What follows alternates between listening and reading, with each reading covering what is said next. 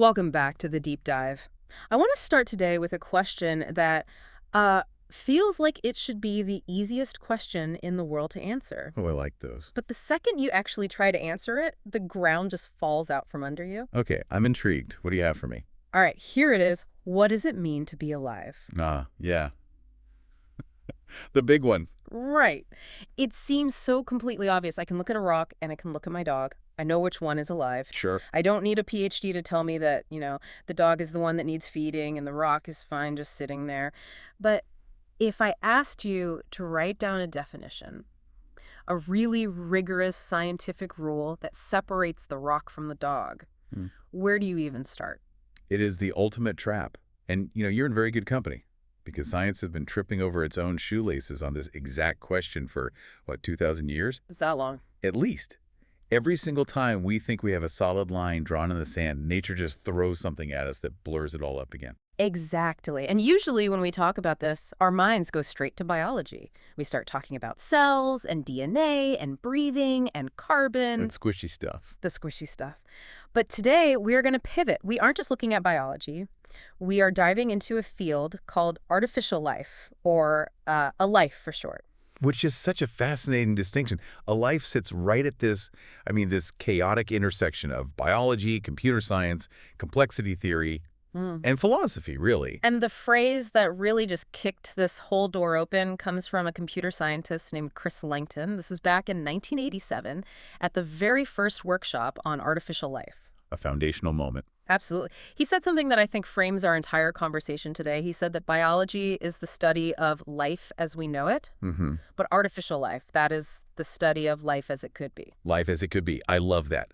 That's the hook right there. Because if you really stop and think about it, biology as a science has a major handicap. A handicap. How so? It is working with a sample size of one. Exactly. Every single living thing we have ever studied, from the bacteria in your gut to a blue whale to the mushrooms in the forest, it all shares the exact same heritage. It's all based on the same DNA and RNA lineage. It's all just one data point. It's one data point. So Langton's argument was, how can we ever uncover the universal laws of life if we've only ever seen one specific implementation of it? It's like trying to figure out the universal laws of music, but the only song you've ever heard in your entire life is Happy Birthday. It is a perfect analogy. Oh. It really is. You might start thinking that clapping is an essential property of music because, everyone claps during Happy Birthday. Of course. But if you heard a symphony or some free-form jazz, you'd realize pretty quickly the clapping was just a local quirk. A life is trying to find the jazz and the symphonies of life. By doing what? By building it. By building it or simulating it, it's trying to recreate the processes of life, evolution, reproduction, metabolism inside computers or in chemistry sets to see what is fundamental and what is just an accident of our planet's history. So we have a massive stack of research to get through today. We've got papers from Susan Stepney, Alan Doran, Carlos Gershenson, and Jeroen Lamla. A great lineup. And I want to set expectations right now for you listening. This isn't a tech review. We aren't going to be talking about ChatGPT writing your emails for you. No. We aren't talking about a Roomba vacuuming your floor. No, this goes much, much deeper than that. We are going to talk about wet labs that are trying to literally brew life from scratch in a test tube.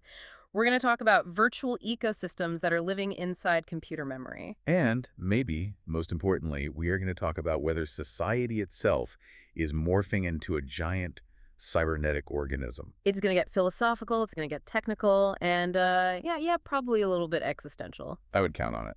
So let's start with the landscape. One of the papers from Doran and Stepney describes the field of artificial life not as a neat, orderly tree of knowledge. Which is how we like to think of science. Right, but as a tangled bramble. I love that image. It's so good. Because in science, we love our taxonomies, don't we? Physics goes in this box, chemistry goes in that box. Everything in its right place. But a life is a mess. It's a bramble. You have biologists trying to build computer models. You have computer scientists who are trying to understand evolution. You have physicists looking at sociology. It's this mesh of subdisciplines all trying to get at the same thing. Oh, jeez. The fundamental properties of living systems. But they're all coming at it from every possible angle. And to navigate this bramble, we need a map. We're going to break this deep dive into three main acts. First, we're going to look at the tools, specifically how computers act as, telescopes for complexity. Okay. Then we're going to look at how we actually try to build life from the bottom up and the insane philosophical fights that happen there. Oh, they are epic. And finally, we're going to look at how this cybernetic cosmology, as one author calls it, is changing the way we live right now. Sounds like a solid roadmap. Okay, so let's stick a pin in this telescope analogy because I think it's the key to unlocking this whole deep dive.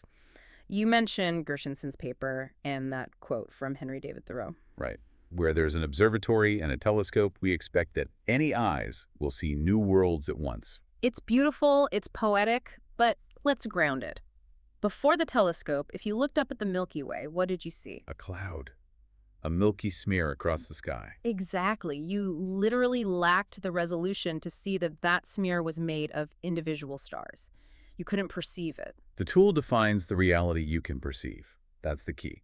And Gersonson is arguing that for the last 300 years, really since Newton's science has been looking at the universe with the naked eye, we've been using a tool called reductionism. Which is basically the take-it-apart method. It's a clockwork method. If I want to understand a clock, I take out the gears, I study gear A, I study gear B, I figure out the force transfer. You write an equation for it. I can write an equation for it. F equals ma.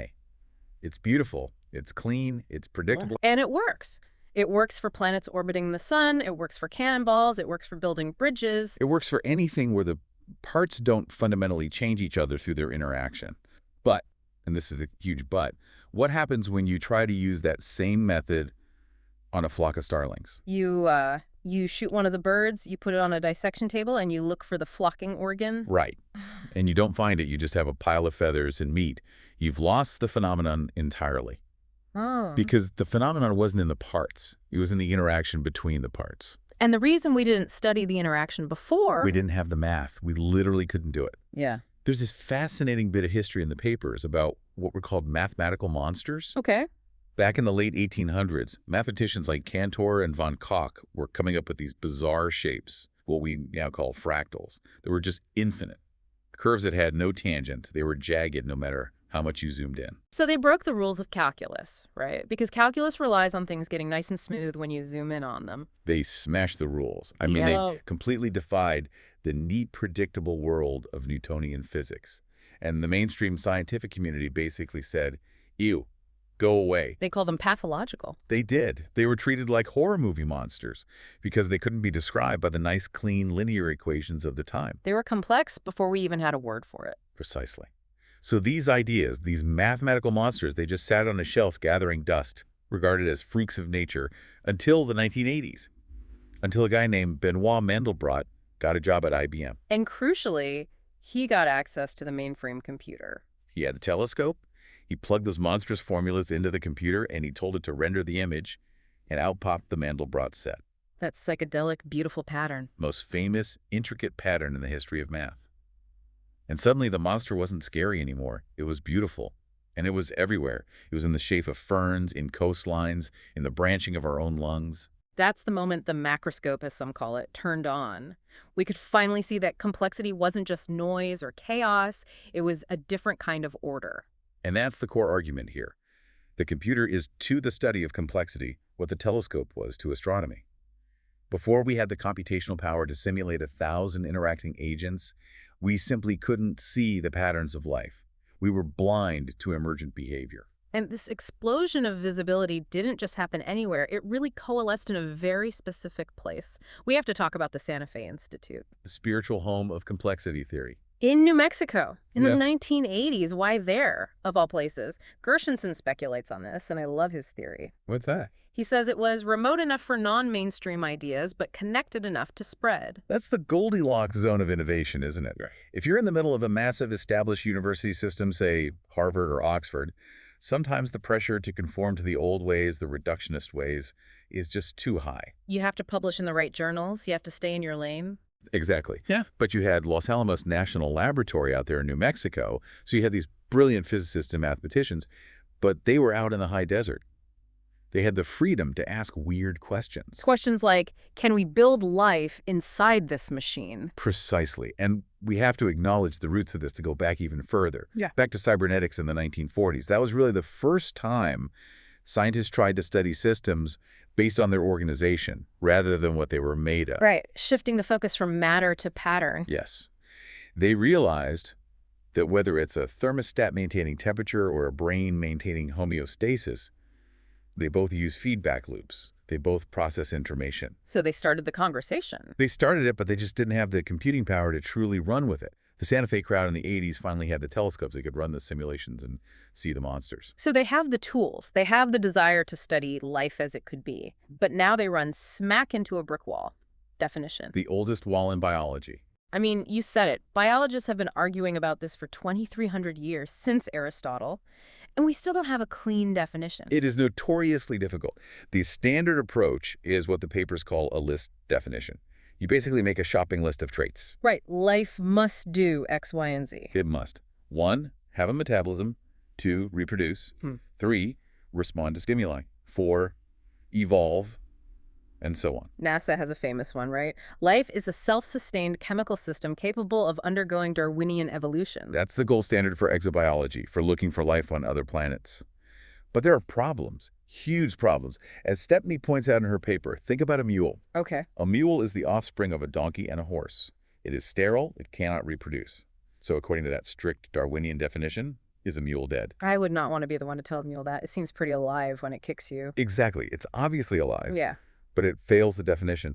And on the flip side, take fire. So- Yeah, fire. Fire consumes energy. That's a metabolism. It grows. It reproduces. Sparks can start new fires. It responds to its environment when fuel. It checks a lot of the boxes.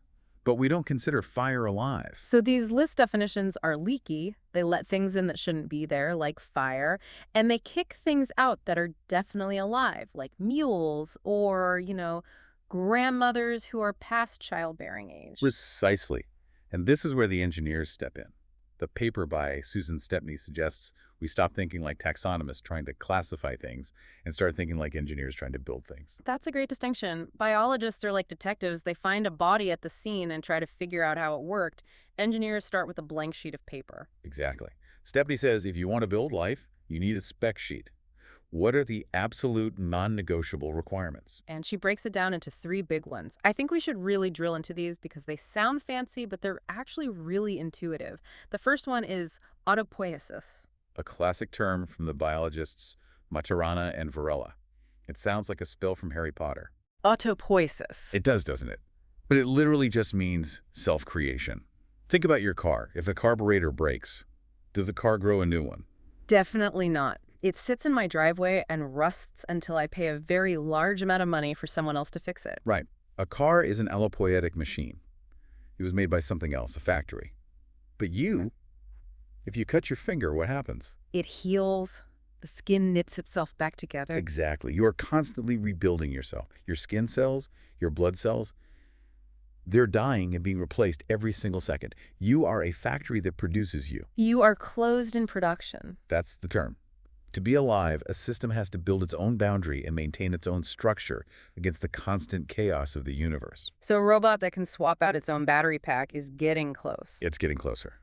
But a robot that can mine ore from the ground and 3D print its own spare parts from that raw material, that's autopoiesis. Okay, that's a high bar. Yeah. Requirement number 2, agency. This is about being a protagonist, right? Not just a background character. That's a great way to put it. A rock is an NPC, a non-player character.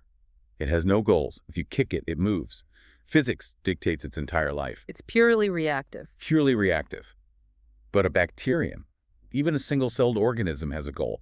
Swim toward the sugar. Swim away from the acid. It has an opinion about the future. It wants the future to be more sugary. Yes. That is agency. It's the ability to act on the environment to achieve a preferred state. If your system just sits there waiting for input, it's a calculator. If it wants something, it's starting to look alive. And then there's requirement number 3, open-ended adaptation. This is the big one for evolution. The system must interact with its environment and adapt in ways that weren't pre-programmed by its creator. It has to be able to surprise you. So it's not just following a script. Right. If it only does what you coded it to do, it's a fancy robot. Yeah. If it evolves a solution to a problem that you never even thought of, it's starting to look like life. So if we have those 3, autopoiesis, agency, and open-endedness, that's the requirement. Then you have the design and finally the implementation. Yes. And the implementation is where you make the big choice. Do I build this thing out of DNA and proteins? Or do I build it out of silicon and code? And this brings us to the biggest, most knockdown, drag-out fight in the entire field. The heavyweights, the virtual life debate. It's the soul of the machine. Can a computer program actually be alive, or is it always just a simulation of life? This is where we get into the philosophical heavy lifting. Stepney's paper discusses the debate between two thinkers, Robert Rosen and Howard Patti. Rosen was a theoretical biologist who argued that organisms are special because they are closed to efficient causation. Okay, you're going to have to unpack that. Closed to efficient causation. It's a bit dense, but basically he means that in a living organism, the why comes from inside. Why did the heart beat? Because the body needs blood. The cause of the heart's function is another part of the system itself. The system explains itself. Exactly. But he argued that in a computer simulation, the cause is always outside. It's the programmer who wrote the code, or the physical laws of the hardware it's running on. He called software a machine, and he believed, fundamentally, that machines could never truly be alive. This reminds me of the wetness argument. It feels very intuitive. Explain that. It's the idea that a simulation of a fire doesn't actually burn anything. A simulation of a rainstorm doesn't get you wet. Right. So a simulation of life isn't actually alive. It's just a picture of life, a puppet. It feels correct, doesn't it? If I play a video game, I don't think the characters in it are actually alive. But Patti and the A-Life community generally takes a very different view. The other side of the coin. A completely different side. They argue for something called substrate independence. They say that life isn't about the wet, squishy stuff. It's not about the carbon. It's about the organization. It's about the information processing. It's the pattern, not the matter. The pattern, not the matter. Think about a song. You can play Bohemian Rhapsody on a piano. You can play it on a guitar. A full orchestra can play it. You can write it down as sheet music. You can store it as ones and zeros on a hard drive. And in every single case, it's still Bohemian Rhapsody. The songness is the organization of information. It doesn't matter what the physical carrier is. The substrate is irrelevant. The substrate is irrelevant. Patti argues that life is like the song. It's a specific, complex organization of information, feedback loops, and agency. If you can replicate that pattern perfectly in silicon, it doesn't matter that it's not wet. It's still the song. It's still life. That's a heavy concept. Because if Patti is right, then we aren't defined by our bodies. We are defined by our data structure. That is the core tenet of artificial life. Yeah. And it has some truly wild implications. It implies that if you could perfectly copy that data structure and transfer it to a cloud server, and it keeps running, keeps having agency, keeps evolving, then you haven't just created a simulation. You've just migrated the soul. You've moved the consciousness. Wow. Okay. I need to let that sink in for a second. So if life is a pattern, then we can build it out of anything. And the source material gives us a taxonomy for this, the 3 pillars of a life. Right. How are people actually trying to do this? We have wet, robotic, and virtual. Let's start with wet a life. This sounds messy, and I assume it is. It is exactly as messy as it sounds. This is chemistry. This is people in labs with test tubes trying to build protocells from scratch. And to be clear, this isn't the same thing as synthetic biology, is it? No, that's a great point. Synthetic biology is taking an existing living bacterium and hacking its DNA. It's like installing a new app on a phone that already exists. Okay. Wet Life is trying to build the entire phone from scratch using raw plastic and metal. Or in this case, lipids and fatty acids and other chemicals. They're trying to spark the origin of life in a test tube. For real. That's the goal. They are trying to get non-living chemicals to self-assemble into a little bag of cell that can maintain itself and, ideally, divide. It's incredibly hard because, unlike a computer, you can't just program chemistry. You have to coax it. You have to find the exact right conditions where the molecules want to form a boundary. Okay, pillar number 2, robotic life. And again, we have to clear the mental image. We are not talking about C-3PO from Star Wars. Not at all. In fact, a lot of A-Life researchers are obsessed with the opposite. They're into soft robotics. Squishy robots. Yeah, literally. Squishy robots. Because look at biology. Biological muscles are soft. Our bodies are pliable. If you want a robot to adapt to a messy, unpredictable environment, rigid metal isn't always the best choice. Rigid things break. Rigid things break. Soft things bend. Yeah. They can squeeze into tight spaces. They're more resilient. And within robotics, they also look at swarm robotics. I've seen videos of these. It's like hundreds of little hockey puck-sized robots moving around on a table. The kilobots. Yeah. And the key there is that no single robot is in charge. There is no leader. There's no central brain telling them what to do. So how do they coordinate? They follow incredibly simple local rules, like don't bump into your neighbor and move vaguely toward the light. That's it.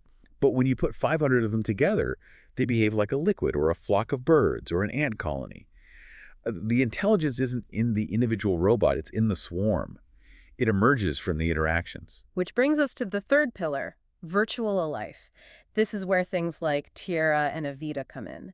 And based on our whole Rosen and Paty discussion, these are not just video games. No, absolutely not.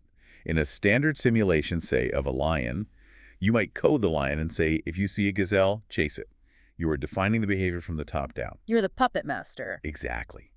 In systems like Tierra, which was created by Thomas Ray back in the 90s, the creatures are actually small, self-replicating computer programs. They're just snippets of code. Code that lives. Code that replicates.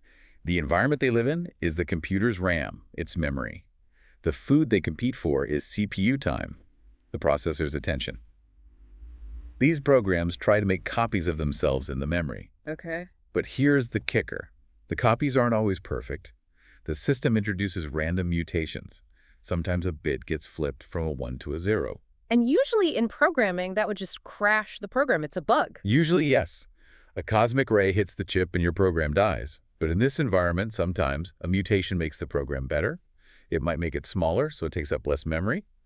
Or it makes its replication code more efficient, so it copies itself faster. And because it's faster, it copies itself more times before the simulation ends. It outcompetes its neighbors. It evolves. It literally undergoes Darwinian evolution. In Tierra, they actually saw the spontaneous emergence of parasites. What?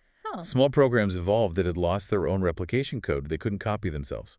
So instead, they evolved to find the replication code of a larger host program and use that to get copied. They hijacked it. They hijacked it. And then, even more amazingly, the hosts evolved immunity. They evolved ways to protect their code from the parasites. An entire evolutionary arms race happened inside the memory of a computer, without the programmer writing a single line of code for parasite or immunity. That is mind-blowing. It really proves the concept that evolution is a universal algorithm. You don't need DNA. You just need those three ingredients: replication, variation, and selection. Precisely. And this leads to this other fascinating field called artificial chemistries, or OCHEMs. And this was in the Stepney paper. It sounds like simulating chemistry, but with logic gates instead of molecules. It's sort of like that. Imagine if molecules weren't just dumb lumps of matter, but were actually little computational strings. When two of these molecules collide, they don't just bounce off each other, they compute. They execute a function on each other. So the reaction is an algorithm. The reaction is an algorithm. Stepney mentions an amazing example called neural cellular automata. Imagine a grid of cells, like pixels on a screen. You train a tiny neural network that lives in each cell, and its only job is to look at its neighbors, decide what color it should be. It's like Conway's Game of Life. It's like the game of life on steroids, because the rules aren't fixed. The neural network learns the rules. They train one to maintain the image of a French flag. Okay. Then the researchers go in and damage the flags. They just turn a whole bunch of pixels into random noise. And the system, with no central controller, just the little neural nets in each cell talking to their neighbors, heals the image. It grows the flag back. That's autopoiesis. It's self-creation, self-repair. It is. It's engineering systems from the bottom up that act like living tissue. So we have these three pillars: the wet, the robotic, the virtual. But underlying all of them are these core concepts of complexity theory. We talked about interactions earlier, but I want to double click on that. Gershenson brings up this idea of computational irreducibility. It's a mouthful, but it's such an essential concept. It basically means there is no shortcut to the future. Meaning you can't just skip to the end of the movie. You have to watch the whole thing. That's a great way to put it. In a simple reductionist world, like planetary orbits, if I know the equation for a planet's orbit, I can plug in the variable time = 1,000 years and tell you exactly where the planet will be. You can jump ahead? I don't have to simulate every second in between. I can just jump. But in a complex system like the weather or the stock market or a living ecosystem, everything depends on what happened the split second before. The interactions are constantly creating new information. Exactly. So you cannot predict the state of the system a year from now unless you run the simulation for a full year. You have to play the movie frame by frame. There's no other way. Because the interactions are the reality. You used a traffic jam analogy in the notes, which I thought was perfect. Right. You can study an internal combustion engine for 100 years. You can become the world's leading expert on pistons and spark plugs, but you will never find a traffic jam inside a spark plug. It's not there. It's not a property of the part. The traffic jam only exists when you put 1,000 cars on a highway and let them interact. It emerges from the interaction. Which brings us to the magic word, emergence. The holy grail of complexity. Emergence is when the whole has properties that the parts in isolation simply do not have. Like the gold bar example you mentioned. A single atom of gold is not yellow, it's not shiny, it's not malleable. Those aren't properties of the atom, those are properties of a lattice of gold atoms. The yellowness emerges from the way the electrons interact across the entire group. And Gershenson makes a distinction in his paper between weak versus strong emergence. Weak emergence is like the traffic jam. It's surprising, but if you look closely enough, you can still trace how the individual cars caused it. Right. We can simulate it. We can, in principle, understand the rules that lead to it. Strong emergence is a really controversial one. This is where the higher level pattern seems to reach down and actually constrain or control the lower level parts. It's called downward causation. Downward causation. This part broke my brain a little bit. How can the pattern control the pieces? The pieces are what make the pattern. That is the standard reductionist view, right? Physics drives chemistry, chemistry drives biology, biology drives sociology. It's a one-way street from the bottom up. Yeah. But strong emergence says it goes the other way, too. Gershenson gives this really poignant example. Imagine a person who receives a letter from a loved one. The letter contains some very bad news. The person reads it, and they collapse. They physically faint. Okay, I'm with you. Now look at that event from a pure physics perspective. Photons from the paper hit the person's retina. Electrical signals went to the brain. Neurons fired. But the meaning of the words, which is a high-level social emergent property, caused a catastrophic physical reaction. The information did it. The information, the meaning, the emergent social reality caused the physical body to fail. You cannot explain that person fainting using only the laws of physics or chemistry. You need to include the higher level of meaning as a causal force. So the software of the meaning crashed the hardware of the body. Exactly. That is downward causation. And it suggests that life and consciousness and culture are real forces in the universe that constrain the matter they are made of. This feels like it connects to the other core idea, the idea of balance, that life exists on the edge of chaos. Yes, life seems to exist in this very narrow, very precarious window. If a system is too ordered, it's a crystal. It's static, it's frozen, nothing happens, it's dead. And if it's too chaotic? It's a gas. It's just noise. Information can't be stored or transmitted reliably because it changes too fast.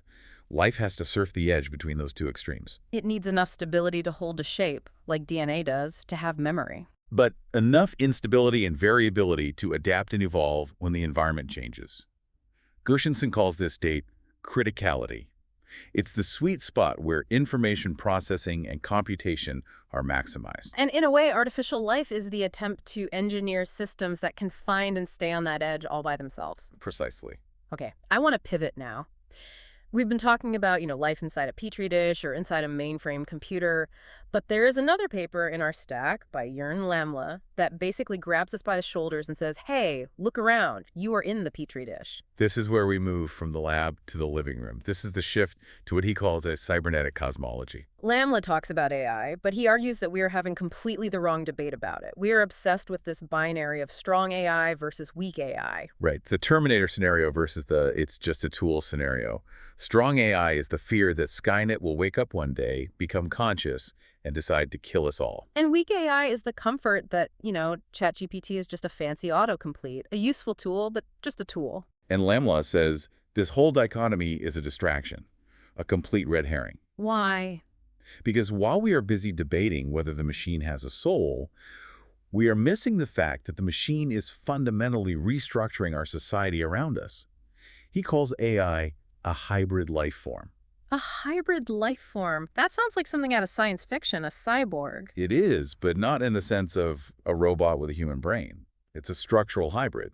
He argues that human beings and technology have always been intertwined. We've never been just naked apes. We use tools, we use language, we use writing, but AI introduces a completely new layer of integration. He uses this term digital analogism, which sounds super technical, but the way I understood it is this. It's the belief that everything in the universe can be turned into a spreadsheet. That is a perfect summary. It's a worldview shift. In the past, we had things that were considered incommensurable. Meaning you couldn't compare them. Right. They had no common unit of measurement. They existed in different conceptual worlds. Can you give me an example? Okay, take a medical X-ray of a cancerous tumor And take the feeling of falling in love. In a pre-digital world, those two things exist in different dimensions.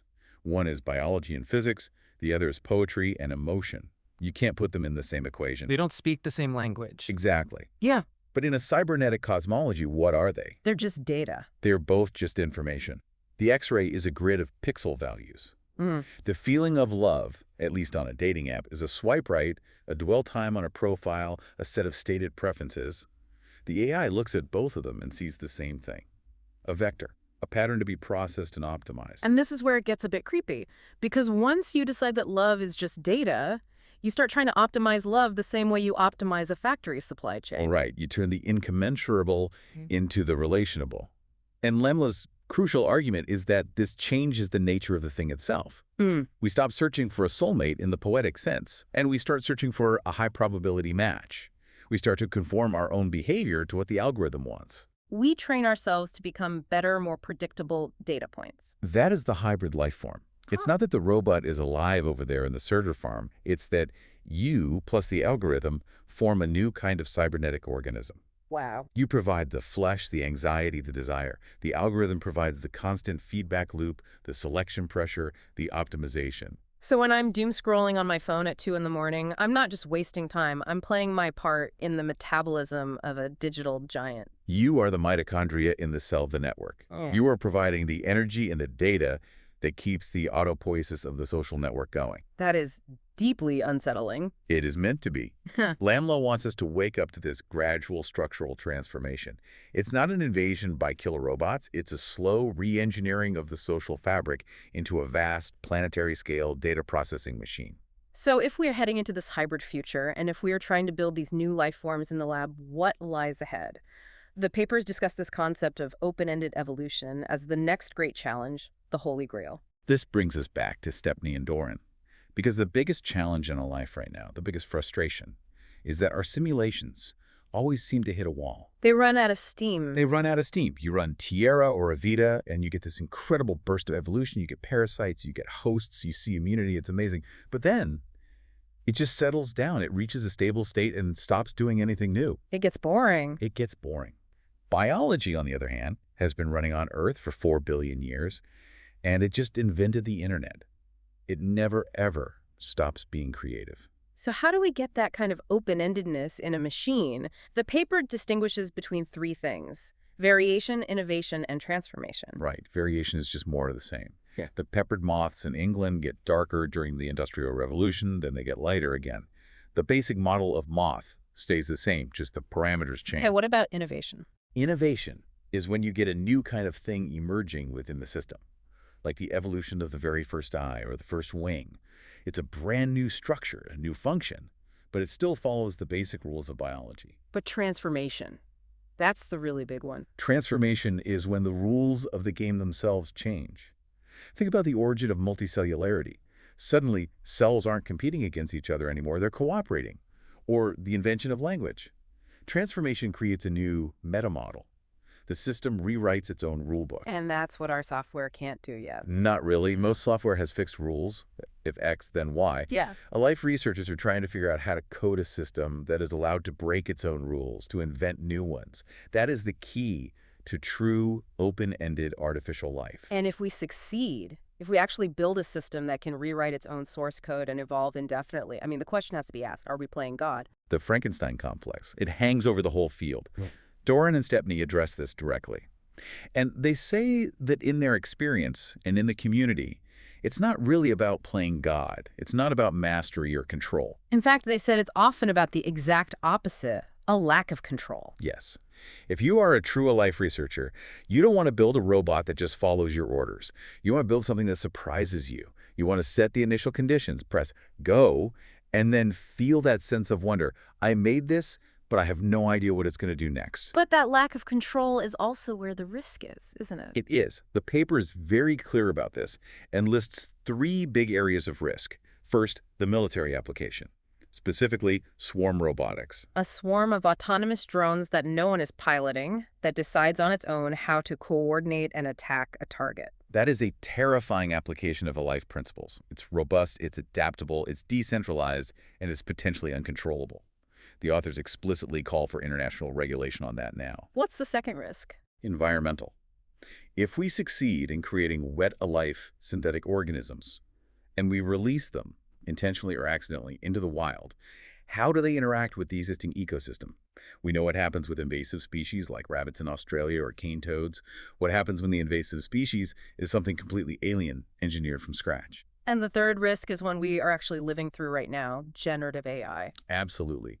The spread of misinformation. The misappropriation of creative work from artists and writers.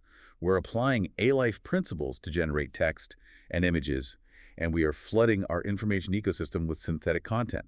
We have no idea what that does to the truth feedback loop of a functioning society. They make a really good point that policy always lags behind technology. We figured out how to burn fossil fuels on a massive scale long before we figured out what it was doing to the climate. And their plea is, let's not do that with a life. We are at the origin stage right now. We haven't created truly self-reproducing physical machines yet. We have time to think about the ethics before the tangled bramble overgrows the entire garden. It really feels like we are standing on a threshold.